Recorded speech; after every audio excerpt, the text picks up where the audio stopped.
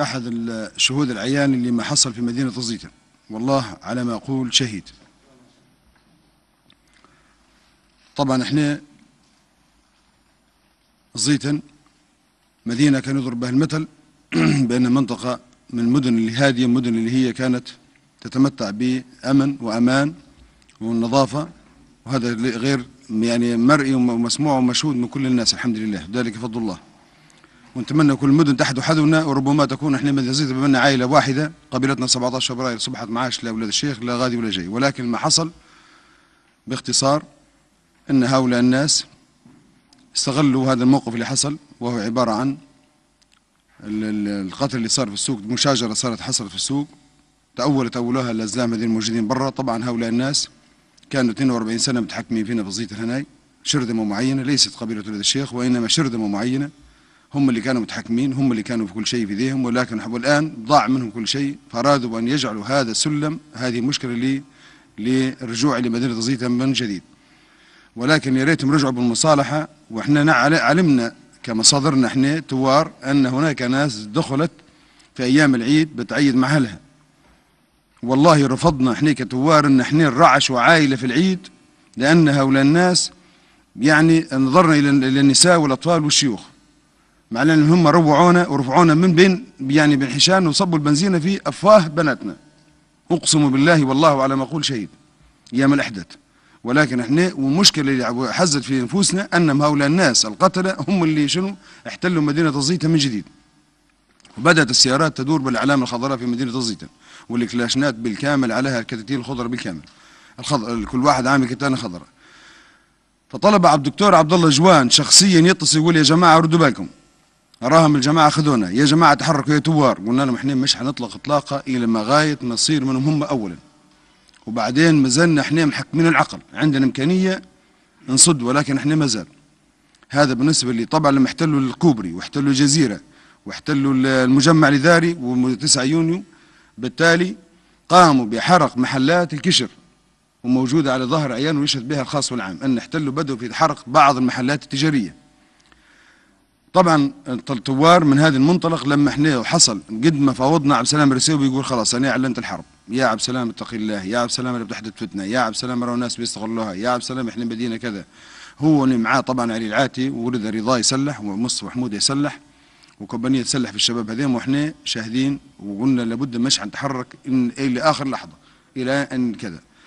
اما بالنسبه للشيخ يا جماعه احنا رمز الزيتون ورمز ليبيا نعتبروه عالم، رجل جليل، منارة تحفيظ قرآن، نعزها نقدرها نحترمها. اقسم بالله وانا يشهد ولاد الشيخ انا كنت بكلاشني على الضريح حراسه، من الناس اللي كنت نصبي ومن الناس اللي كنت ندافع ونتكلم بالصوت والصوره اني احنا الشيخ.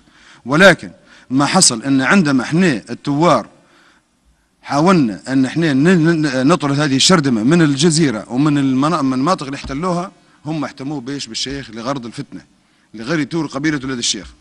لو كانوا هم فعلا رجال أراهم ظهروا إلى بيوتهم أو خرجوا دخل، لكن هم احتموه وين بالشيخ. فلما حصل يا جماعة القتال والضرب، هل الأربجيات وهل قنابل يضرب بهم بصواريخ حرية والأربجيات والميمطا وحتى عربة الجارات موجودة داخل، هل يا جماعة ماذا تتوقعون أن يحصل في داخل الضريح من دمار؟ وبعدين استغلوا أيضا فتنة جلاطينة رموها وارتشوا النار في المكتبة. هل احنا تشينا النار؟ أقسم بالله ما فينا واحد من الثوار الشرفاء ان عمل الكلام هذا. ولكن في ناس في وسطك، في ناس اندست بيناتنا.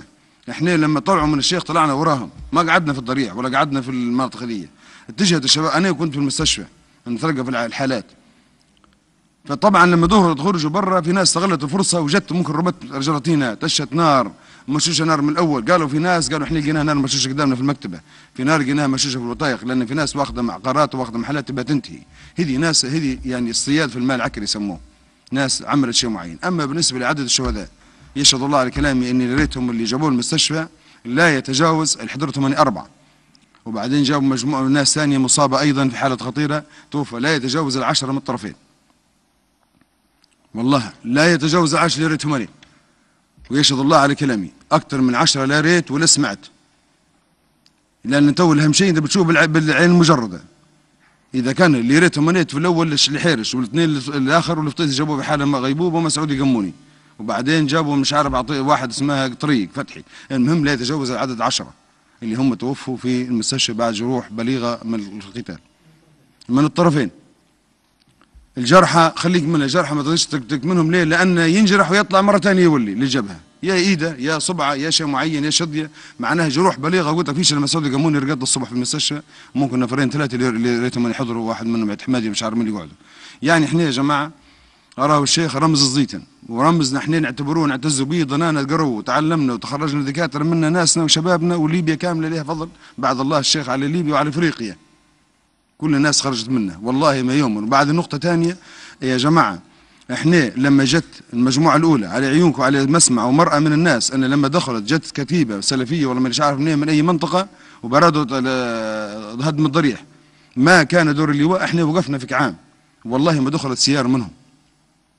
وبعدين احنا سنة ونص لو احنا بنطيح الضريح شنو ما المانع من تطيح؟